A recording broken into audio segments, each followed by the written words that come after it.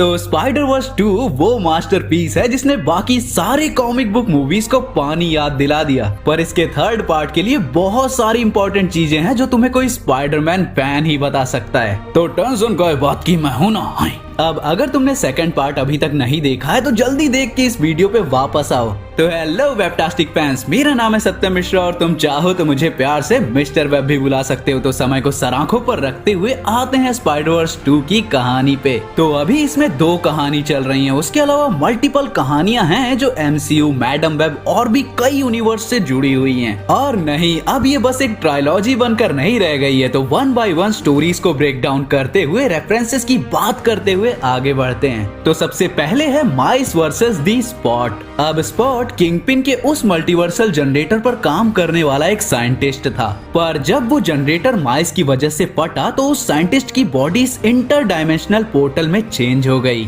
उसकी बॉडी खुद एक डायमेंशन है और उन स्पॉट्स के जरिए दूसरे डायमेंशन से भी कनेक्ट हो सकता है। और इसी तरह वो वेनम वाली आंटी के पास भी गया, पर क्योंकि माइस की वजह से उसकी जिंदगी खत्म हो चुकी है तो वो माइस को दर्द देना चाहता है उसकी फैमिली को मार के। पर उसका अपने स्पॉट्स पर कंट्रोल ही नहीं है, तो वो मदद लेता है अलग अलग डायमेंशंस में अपनी लैब्स की। वहां जाके उनकी पावर्स लेके खुद इतना पावरफुल बन जाएगा कि वो यूनिवर्स के बीच की दीवार या स्पेस को ही चीर दे। और वो ये कर भी लेता है स्पाइडरमैन इंडिया के यूनिवर्स में आके। और हाँ, ये वाला स्पाइडी इंडिया कॉमिक वाले वर्जन से बहुत बेटर था। दूसरी स्टोरी थोड़ा ज्यादा कॉम्प्लिकेटेड थी। तो माइस को पता चलता है कि एक स्पाइडर सोसाइटी एग्जिस्ट करती है जहां सारे यूनिवर्स के स्पाइडरमैन आपस में मिलके काम करते हैं मल्टीवर्सल खतरों से। यहाँ बैगमैन से लेके स्पाइडर कैट भी थी। तो पुराने जितने भी गेम और एनिमेटेड शोज थे उनके स्पाइडरमैन भी थे, मतलब 60s के शो वाला भी। तो स्पाइडरमैन फैंस के लिए तो ये जन्नत थी, जन्नत। और यहाँ हमने प्राउलर को भी देखा, यानी माइस के लाइव एक्शन अंकल एरन को, जिनको अपन लोग ने स्पाइडरमैन होमकमिंग में भी देखा था।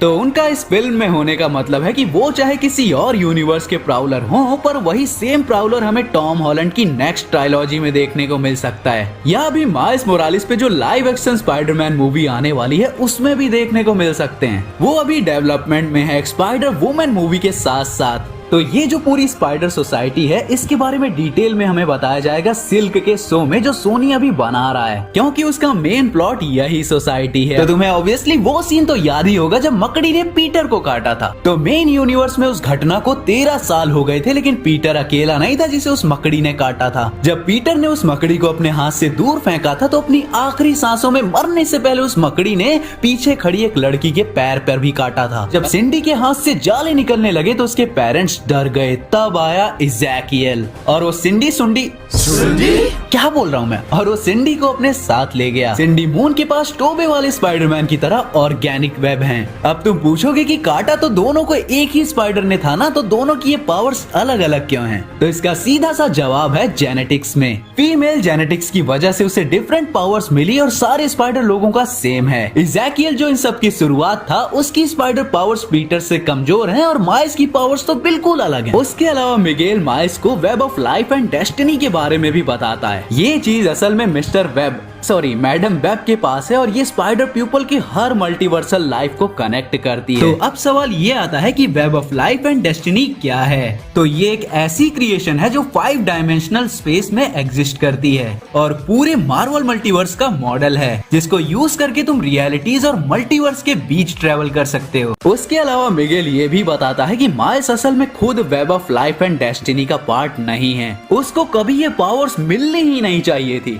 द स्पॉट वाले साइंटिस्ट ने मशीन के जरिए किसी और यूनिवर्स यानी अर्थ 42 के स्पाइडर को इस यूनिवर्स में ले आया था। यानी अर्थ 42 बिना स्पाइडरमैन के रह गई और बिना स्पाइडरमैन के वो एक कचरे में बदल गई। वहीं उस मकड़ी के माइल्स को काटने से ही पीटर की मौत हुई, क्योंकि अर्थ 1610 की डेस्टिनी ही बदल गई। तो आसान भाषा में समझाऊं तो स्पाइडर पीपल की पावर साइंस से ज्यादा मिस्टिकल है, जादुई है। और स्पाइडर वर्स एक धर्म है। जो तुमने वो बड़ा स्पाइडर देखा था जो माइल्स की अर्थ 42 में भेज दिया था, क्योंकि उसके अंदर अर्थ 42 वाले स्पाइडर की पावर्स थी। असल में वो स्पाइडर रिप्रेजेंट कर रहा रहा था मास्टर वीवर को, वो स्पाइडर वर्जन जो लाइफ एंड डेस्टिनी के धागों को बुन सकता है और जो इस जाल और जुड़े हुए डायमेंशंस को कंट्रोल करता है। उसके अलावा अर्थ पे बस मैडम वेब के पास इसका एक्सेस होता है। सिंपल भाषा में बताऊं तो स्पाइडर वर्स में ऑलमोस्ट हर यूनिवर्स में स्पाइडर पावर वाले बंदे का एग्जिस्ट करना बहुत जरूरी है, वरना पूरे मल्टीवर्स का बैलेंस बिगड़ जाएगा और वो स्पाइडर पावर वाला पर्सन कनेक्टेड होगा web of life and destiny से। अब ये ऐसा नहीं है कि स्पाइडरमैन या स्पाइडर वुमेन के बिना वो यूनिवर्स खत्म हो जाएगा, लेकिन ये जरूरी है। अब हर यूनिवर्स में एग्जिस्ट करते हैं एनिमल टोटेम्स,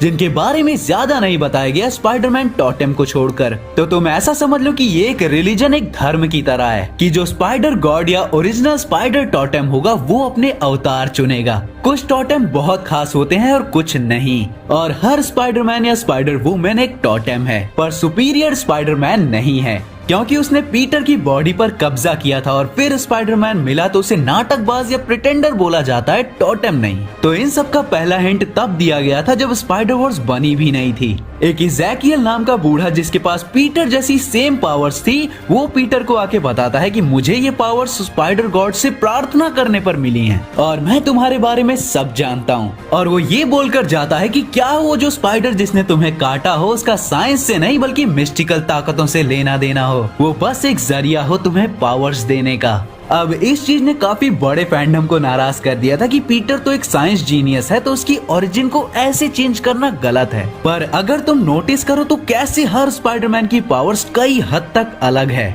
माइल्स मोरालिस गायब हो सकता है, इलेक्ट्रिक शॉक दे सकता है, वहीं सिल्क दी ब्राइड की अवतार है। ये बंदी लिटरली अपनी उंगलियों से वेब सूट कर सकती है बिना वेब सूटर्स के। और तुम्हें याद हो तो मैंने बोला था कि एनिमल टोटेम्स होते हैं, लेकिन मार्वल बस स्पाइडर टोटेम्स पर फोकस करता है। पर मेरे दोस्त असल में तुम देखोगे तो स्पाइडरमैन के लगभग सारे विलेन किसी न किसी जानवर से कनेक्ट होते हैं, या तो डायरेक्टली या फिर किसी अदर तरीके से। फिर आते हैं इनहेरिटर्स। अब ये लोग एक तरह की लंबे समय से चली आ रही एनर्जी वैम्पायर्स की फैमिली हैं, जो जिंदा रहती है टोटेम्स पे। किसी भी एनिमल का टोटेम हो वो उसे मारकर खा जाते हैं। इनमें मेन है मॉर्लन, जिसके बारे में तुमने कभी ना कभी तो सुना ही होगा। ये एक पावरफुल एनर्जी वैम्पायर है जो स्पाइडर टोटेम्स के पीछे पड़ा रहता है, क्योंकि स्पाइडर टोटेम्स सबसे ज्यादा टेस्टी होते हैं। पर पीटर पार्कर के सामने ये बंदा कई बार मर चुका है और हर बार मरकर वापस आ जाता है। अगर मॉर्लन असली विलन निकल आए इन मूवीज का तो मजा ही आ जाएगा। अब जो web of life and destiny है वो एक ही जगह एग्जिस्ट करता है और वो यूनिवर्स है 001।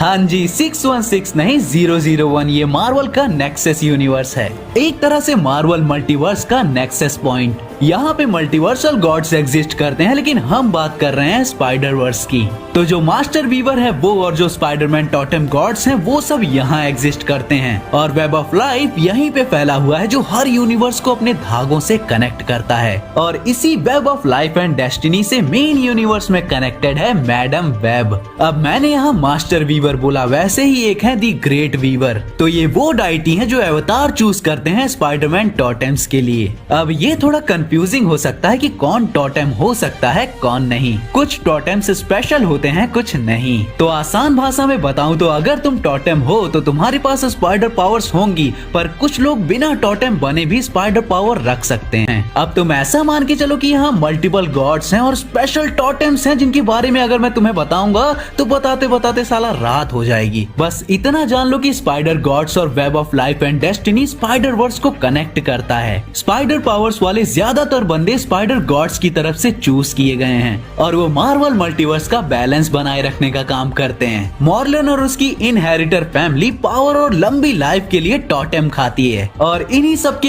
इर्द गिर्द घूमती है स्पाइडर वर्स की कहानी। और अब ब्रेक डाउन करते करते मुझे हफ्ता लग जाएगा, इतने रेफरेंसेस हैं। पर जो इम्पोर्टेंट बात है वो ये है कि अब मैडम वेब मूवी और भी ज्यादा इम्पोर्टेंट हो गई है, क्योंकि सोनी अब इस ट्रायलॉजी को लाइव एक्शन में कन्वर्ट करता जा रहा है और बस स्पाइडरमैन के नाम पे यूनिवर्स खड़ा कर रहा है, जिसके सपने में बचपन से देखा करता था। उसके अलावा इस मूवी ने जहां लाइव एक्शन स्पाइडरमैन के रेफरेंसेस दिए, इसने खास करके एंड्रू गारफील्ड पे फोकस किया। वो web of life and destiny से सबसे ज्यादा जुड़ा है, वो सबसे स्मार्ट है, फनी है, उसके पास ग्वेन मरी, कैप्टन स्टेसी मरे, बेसिकली वो परफेक्ट कॉमिक बुक अडेप्टेशन है। तो समझ जाओ वेनम 3 में हमें सोनी का जो स्पाइडरमैन दिखेगा वो शायद एंड्रू गारफील्ड ही होगा। पर अब लाइव एक्शन में भी सोनी मल्टीपल स्पाइडरमैन लाने वाला है, तो अब सोनी डीसी मार्वल के कंपटीशन में है ही नहीं।